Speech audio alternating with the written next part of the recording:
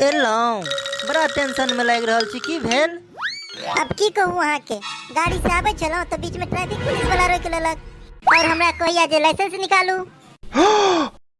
आई फेन कतो ठोक देलिए की? अहू न हर हमेशा गलते सोचे लगे छी। अच्छा फेन अहाँ के की कहले तो?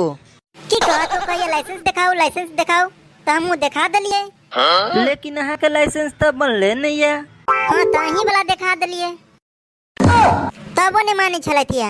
ओ खाली कोई छले जे अपन नाम के लाइसेंस दिखाओ। हम उनका कितने समझलियन कि वो हमर पति छथि और पति के हर चीज पर पत्नी के बराबर के हकदार होय छे। ओ समझबे ने करे छलखिन या तबो ने माने छलखिन या। ओ कहै छलखिन या अहाँ अपन नाम के लाइसेंस दिखाओ। तब उनका पूछलियन कि अहाँ के बियाह भेल या कि नहीं, तो कहलक हाँ। तब उनका कहलियन हम कि अहाँ के पत्नी अहाँ के समान पर अधिकार नहीं जतबैया। तब जाके हमरा छोड़लथिया।